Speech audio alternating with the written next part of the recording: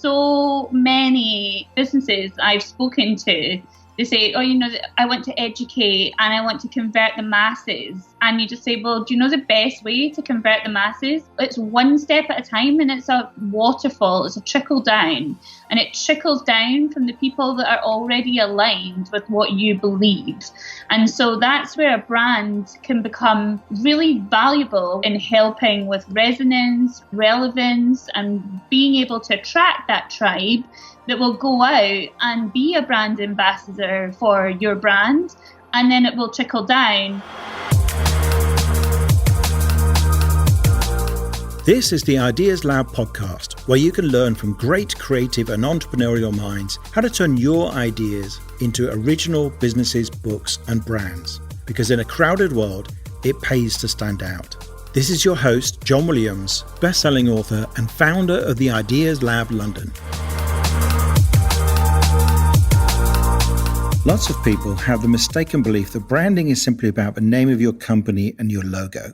But it's much bigger and much more important than that. Get branding right and you can attract a tribe, grow your business, and even change the world. That's why I'm so pleased I got to speak to Louise Graham. She spent her entire career in branding and marketing. In this episode, Louise brings branding to life with some great stories and some practical tips. And Louise has very kindly made available a version of her branding questionnaire to help you start thinking about your brand, which you can get at theideaslab.org/Louise Graham.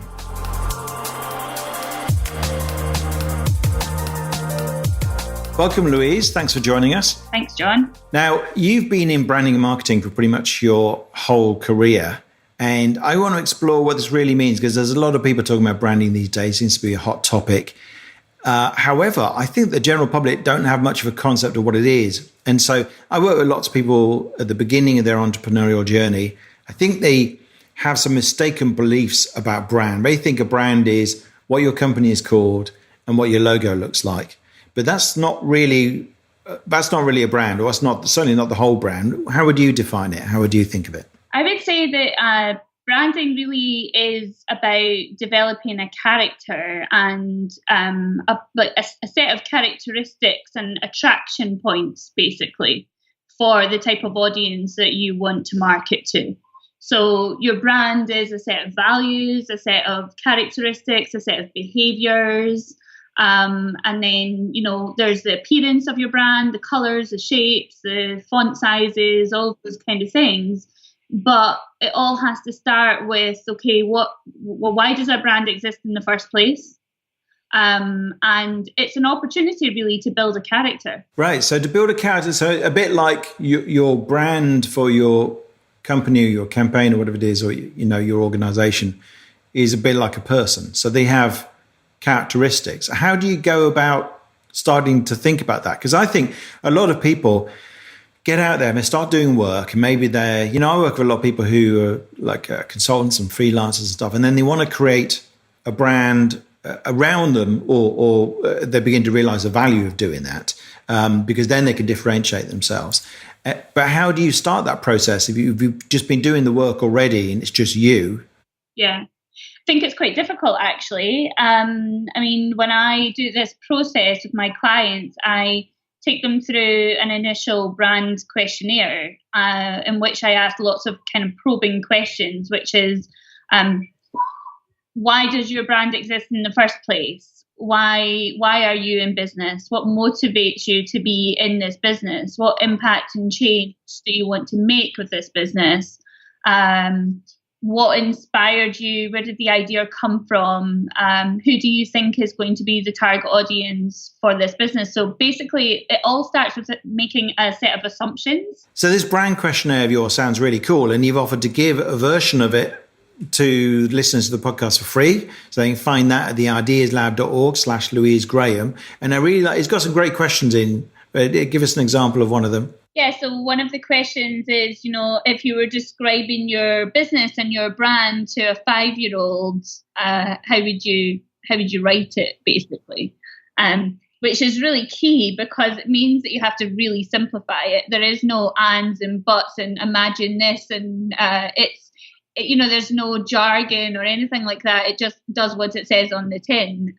So that's a really good exercise to be able to kind of challenge your brain to think a little bit differently around how you might describe your business at a more simplified level. And then saying, okay, so what else is out there, and what is your point of differentiation from what is already out there? And what's really amazing about building a brand is that literally you could be anything. Like, it's almost like, being able to kind of birth a person by design. Like a brand by design, you can be anything, and ultimately your brand, its job is to improve the lives of the customers that the brand is serving, or to change or create transformation or in the world in some sort of way. I remember being actually hosting a panel event with a set of the founders, Paul Lindley, actually from Ella's Kitchen, and I think it's Mark Charleston from a large design agency, marketing advertising agency. And what he said is that actually a brand's job is to help the individual become more of who they are as a person. So when you brand yourself, it's helping you to become more, what was it? The brand's job is to help your customer become more of who they believe they are as a person. That's a really important point, and that fits with this book I'm really keen on called The Culting of Brands. And what it says, the key point in there, I was talking about this on my Pioneer program with the participants, people think that when you join a cult, you give up your personality. So we look at people who join the Hare Krishnas and we think they've gone crazy. And we look at people who are Apple fanboys and we think that, they've become they've been brainwashed or something. But in actual fact, the people who join those cults feel like they're expressing more of themselves. So the Hare Krishna people feel like they finally found people who share their spiritual values and they get to express their spirituality. And the Apple fanboys and fangirls feel like they're finally expressing their passion for beauty and design and the cutting edge of technology, or whatever it is that they see in Apple. I think that's a really important point. Oh, absolutely, because you've heard of the concept of building a tribe. Yeah. Well, your brand attracts a tribe. So it's understanding, okay, so what are the characteristics? And if you were designing that tribe, what does that tribe look like? What are their characteristics? What values, what worldviews do these people hold? And then how do you bring them together? How do you bring them into community together? And from what we know of customers and consumers is that they like their worldview to be upheld. So if they carry a worldview, for instance, that if they buy Ella's Kitchen, because we used that example earlier, but if they buy Ella's Kitchen baby food for their baby, that makes them a better mother if they choose that over another brand.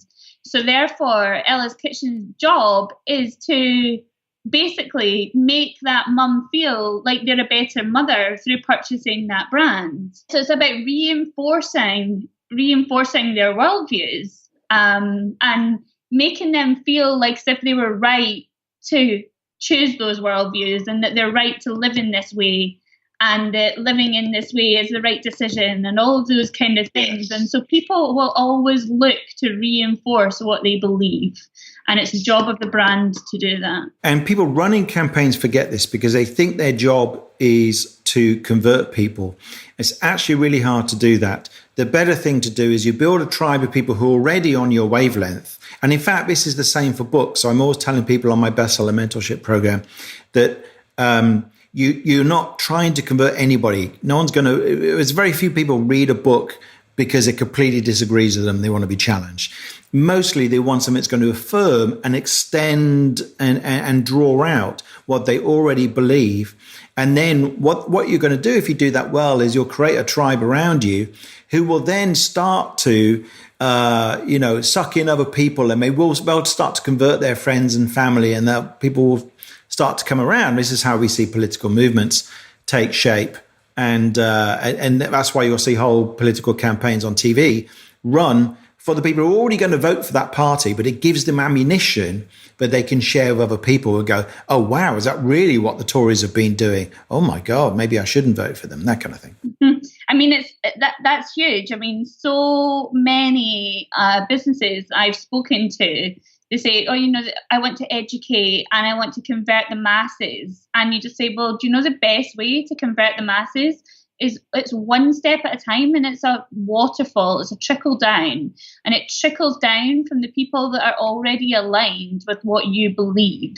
And so that's where that's where a brand can become really valuable. A well thought through brand can become really, really valuable in helping with resonance, relevance, and being able to attract that tribe that will go out and be a brand ambassador for your brand, and then it will trickle down. And the people that are not so much already on that worldview plane will start to see the change in the people around them and may start to think, maybe there's something I'm missing here. But the time from a business owner is far better being invested in nurturing people who are already aligned with the same values and belief systems as a brand than trying to convert at a lower level. I watched this really interesting, actually I read this really interesting article, and it just kind of hit the nail on the head for me. But a vegan movement decided that what they wanted to do was to really put some shock factor and encourage meat eaters to really be shocked into understanding that they shouldn't be eating meat. And so they stormed into a barbecue restaurant somewhere in America with ghetto blasters playing animal slaughter noises to people that are sitting eating steaks, right? And they thought this is going to be amazing, because as soon as they hear those animal slaughter sounds, they're going to be really ashamed. They're going to want to put down what they're eating, and they're going to want to listen. But the meat eaters basically ordered more steak.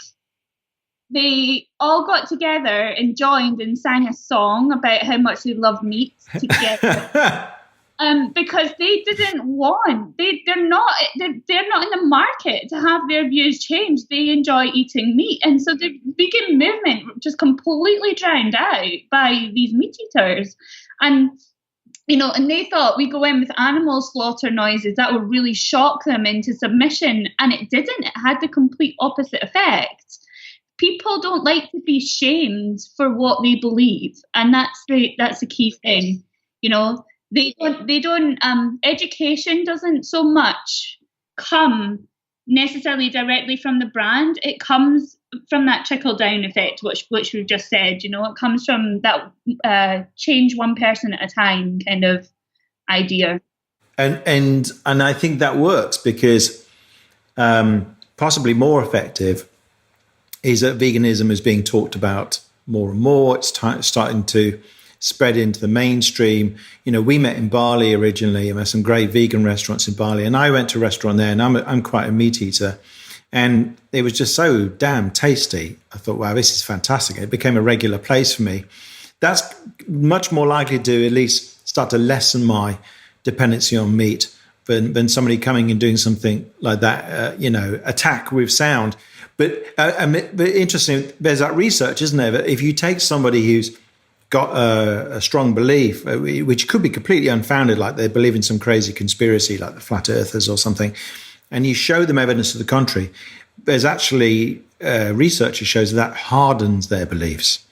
So they will just like discount anything that goes against them. Anything that harms our belief system is a threat to the ego, and we know that the ego doesn't like to be told anything that's different from what the ego believes. So yes. Yeah, that's a good point. And in fact, a lot of brands, I think a key part, I was reading in in Seth Godin's most recent book, This is Marketing.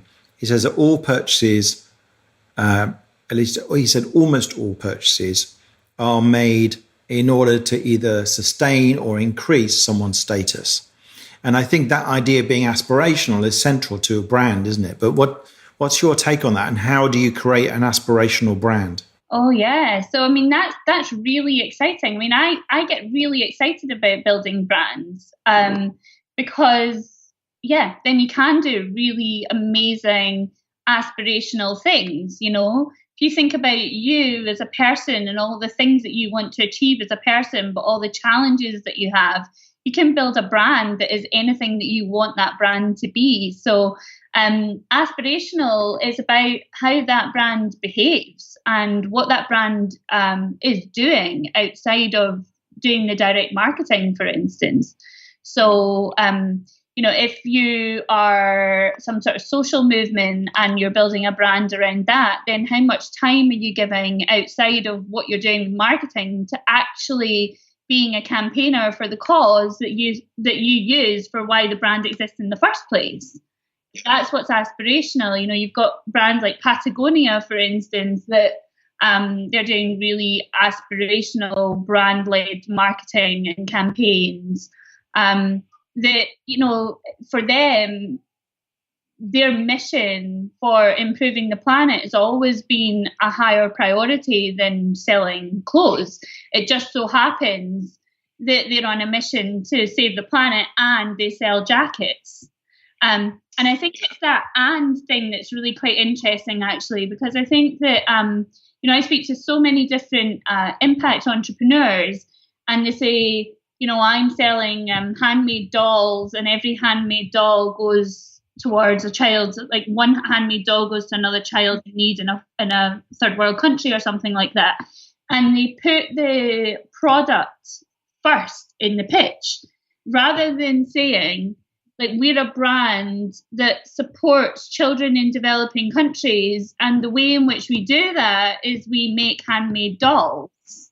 So there's the and part of this. Yes. So you might be better off leading with something that says, you know, we believe that every child in the world has a right to play. And that's actually a much more powerful statement. And I think I'm really, really fascinated when brands really go out there and do something that seems like this has nothing to do with the product, but you realize it gets so much press and it works so well. I mean, you mentioned earlier there's a Heineken example. What was that advert you saw that was really good? Yeah, there was a Heineken example, and I don't really have too many memories of the actual detail of it. There's another example that I think could be a good one to share with you that I do have a bit more knowledge of. And about, I think it was maybe a year or 2 years ago, Lacoste, the polo shirt brand, they partnered with an endangered species charity. And they obviously, you know, from what we know about Lacoste, if we look at Lacoste as a brand, most women might own a Lacoste polo shirt, but they might only own one. And Lacoste are only really known for their polo shirts and not really known for anything else. So, you know, there needed to be some sort of reinvention with the brand in order to encourage people back in and re-engage their market, etc. So what they decided to do was to remove the crocodile on their polo shirt and replace the crocodile with 12 endangered species animal logos. And then what they did is they then created the exact number of polo shirts for the exact number of endangered species left in the world. And then they sold those in limited edition. And from recollection, I think that they sold out in like less than a month, basically. Because you would never, ever again have a Lacoste polo shirt with a turtle on it, for instance, or I can't remember what other endangered species there were, but I remember the turtle one. So, and then it just sold out. But not only that, they were then able to attract a whole new audience. They were then able to attract the audience that believe in animal conservation and environmental causes and all of those kind of things. So they were then able to open up their brand to a whole new set of customers. And I just found that was fascinating. I just thought that's really, really, really clever. Plus, they were raising a lot of money for a really important concern. They raised a lot of money, and at the same time, they raised a lot of awareness, to the fact that actually somebody could really witness the true extent of the endangered species by the fact that, because polo shirts are gone, that's when the animal is gone. I love that. And I think it also gives a natural end to the campaign. So, at some point, you don't have to make an excuse why you've discontinued that shirt. It's like, it's part of the deal. And it is very shocking suddenly. Oh, wow. Yeah. So there's only that many turtles or whatever it is around in the world, particular turtles. So I think that's a great one. So if we're starting to create our own brand, where do we start? Is there a good first question, for instance, to ask ourselves? Yeah, so start with why. Simon Sinek really nailed it. Simon Sinek, yeah, start with why. So what's the reason? So I talk about it in my Pioneer Program thing where what's your vision of the world if it was working correctly? And then say, come with me and let's all do it together. Is that a kind of thing you're talking about? Yeah. And then the other caveat that I would make with that is that on the start with why, when entrepreneurs are doing this themselves and they write down their why, they think that why is good enough. But actually, in most cases, it's too broad. So it's important that their why is authentic to their why. But it's also important that their why is relevant and resonant to the people that they want to serve most. So then the next question is okay, so how do I get to a why that can be uniquely owned by you? So this why isn't shared by 100,000 other entrepreneurs doing exactly the same thing. So if your why is to help people in the world that are stressed, for instance, that's too broad a why, because you can that is not a unique to you. So so let's drill down on that. And then so there's the 5 why process, which is asking why 5 times to get to the real root of why is that important. Okay, and so why does that matter? Okay, and then so why, and then why again, and then you should get to something that's more defined at the root. Another question that I like to ask, and again, I put this in my brand questionnaire, is I say, if you had only one opportunity in your lifetime to stand on a TED stage and have 20 minutes in front of a global audience, what's the one message that you think is the most important message that you could share? Something that that lots of others don't know, but they should know. And then so basically that can really help you distill exactly what it is that you care about within that broad initial response of why. And then I liked the thing that you said, because we had a session when we talked about my brand for the Ideas Lab, which was really interesting. And a couple of things I took away from that is you kept saying, like, you have a certain following now, but it has to revolve around who your ideal person is and who your ideal client is. You build a brand around that. Then that was really, really important. And I think because we're always, compromising, say, well, I shouldn't exclude this person or that person. But you kept bringing me back to, no, this is the ideal we're shooting for.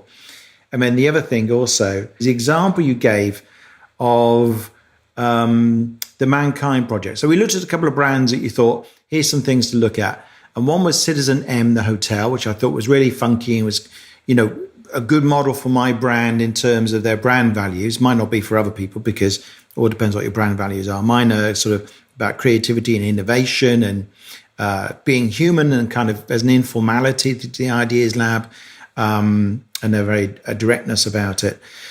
So that was interesting. But also you pointed at the Mankind Project website where it says at the bottom, we believe, ... I mean, there's like 3 or 4 beliefs. We believe, and it's basically a self-development course for men. And it says things like, men should be able to express whatever version of masculinity, or should not be constrained by standard versions of masculinity or something like that. And that men should be able to blah, blah, blah. And I think that's you were saying that that's basically a good exercise for anyone to say. If you were going to do the same thing and declare, I believe, ... or we believe, ...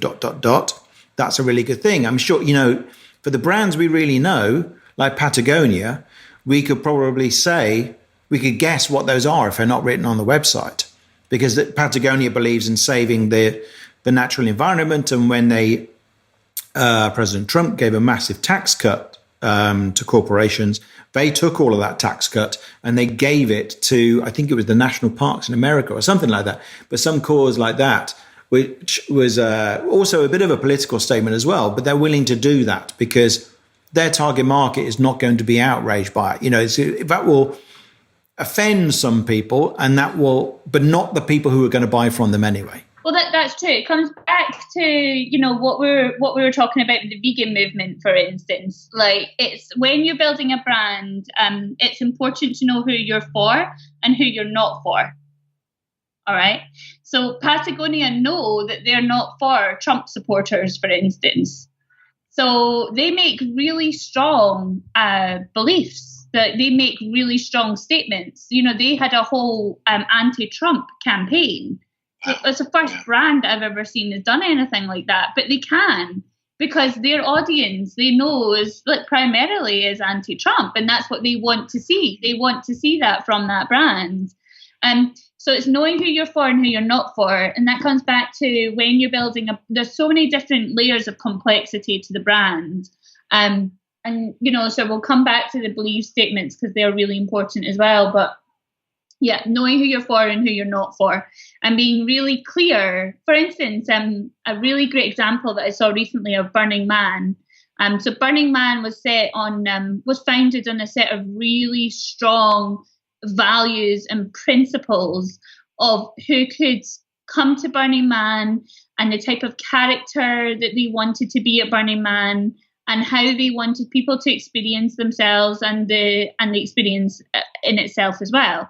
Burning Man, as you know, has grown massive. It's huge now, and it's attracting a lot of celebrity Instagrammers, influencers that don't necessarily uphold some of the original founding values of the Burning Man concept, because it's become a fashionable place to be. And Burning Man, for the last few years, has had a camp which is basically a millionaire camp. And to be a part of that camp at Burning Man, it costs hundreds of thousands to be there. And for the last year, Burning Man has been receiving complaints about the camp, that particular camp, taking liberties and not really sort of joining in the community vibe. Now, any other organisation, for instance, that is receiving that sort of level of income might turn a blind eye and say, well, we're for everyone. But the CEO of Burning Man came out and said, we've evicted the millionaire camp. We've asked them to leave because they do not align with our founding principles, and we don't want them here. The Burning Man is not for them. And then what they did is they then basically launched at the same time an assisted ticket for people who are financially unable to basically pay for a ticket to come to Burning Man, because that is their view. So they said, okay, well, this is who we are for and this is who we're not for. And they just made it really clear. And then so their loyalty amongst their existing customers, they start to win back loyalty from their existing customers again. And they start to develop stronger relationships and things, because some of those customers are starting to see Burning Man become become a bit immoral, basically, on their founding values. So, to be a sellout, yeah. Yeah, so, exactly, yeah. No, good on them. And because if you do destroy that, then what tends to happen is there's a cash-in period, right, where you make a lot of money. So you take the millionaire camp money for a while, and then what you find is a few years later, there's no soul left to Burning Man. Now, no one wants to go, and the millionaires move elsewhere. Whereas if you actually stick to your values, then over a long game, it works out. So I think that's really interesting. Now, you're now doing something a little bit different, aren't you? Aside from the branding, you're doing this this new venture of Breakthrough with Louise. Do you want to explain what that is? Sure. So, for the last 13 years, I've worked in marketing. I'm an award-winning marketeer. I've built creative campaigns for small to medium-sized businesses. I've worked doing kind of large creative campaigns for bigger brands. Recently, I've been working one-to-one with startups building their brand from the grassroots, basically, from the point of no name to developing and building brands and launching products to market. Alongside that, I have been spending a lot of my sort of spare time developing myself and doing a lot of personal growth and self-development. And I graduated from the Hoffman process in 2017, and I really have a love for the side of me that really enjoys and is inspired by positive psychology, personal growth, and self-development. And earlier this year, I kind of said, okay, how can I put the two together? And what's the thread between them? And I realized that where I really light up is in the world of change and transformation. And then that was sort of cemented even further when I read Seth Godin's book earlier last year as well, This is Marketing, when he said, actually a marketeer's job is to create change. The original concept, the old-fashioned concept of a marketeer is to sell things and to promote, but actually a marketeer's job is to create change. And so Breakthrough with Louise came from a pilot that I just sort of tried and tested with a few founders who I said to them, I believe that there's opportunity to be found in every challenge. I also believe in the power of great ideas that exist to change the world and make the world a better place and to support people in the world to become better versions of themselves. And so working with that group of audience based on their challenge and their struggle, I sort of piloted a concept which I was at that point in time calling solution-based coaching, where I ask a series of really kind of deep, provocative questions to get to the real heart of what's really going on behind the challenge. And on one of the calls, I was working with a woman, an entrepreneur who she has a yoga brand, a sustainable yoga brand, Yoga Wear. And at the end of it, she said, I'm dancing around the room. I am ecstatic. I've been so disconnected from my business. I've not known which way to turn. I've been at crossroads. I've not known how to develop the brand. I now know exactly what I'm going to do. This has been an absolute breakthrough. And then so Breakthrough with Louise was coined. And essentially what Breakthrough with Louise is it's a 90-minute session in which I work on a challenge, a limitation or a decision that needs to be made.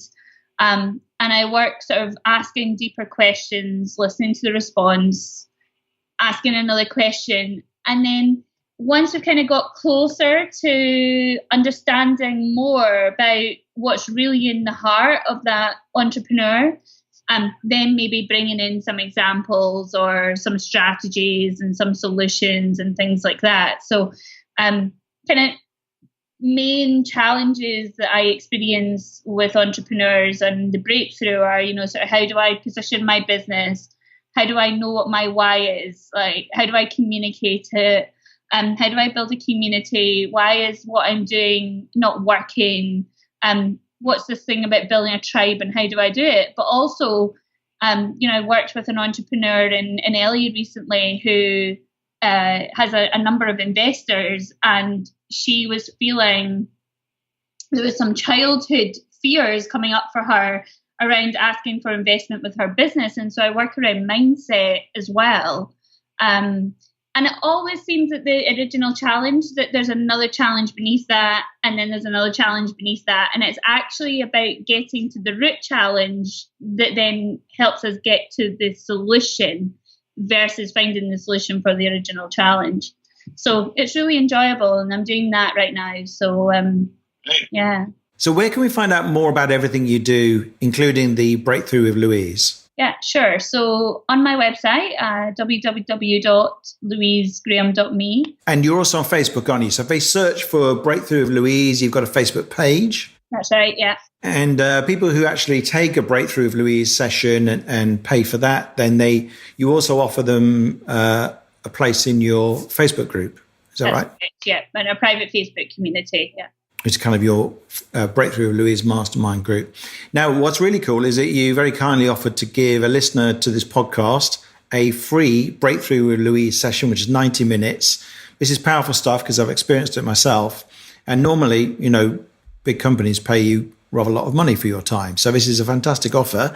And we've set it up on the Ideas Lab website. So if you go to theideaslab.org/Louise Graham, then you can find the entry form, and all you need to do is enter your name and email, and Louise will choose a winner at the end at random, and you'll get to do Breakthrough with Louise. So that's really cool. Thank you.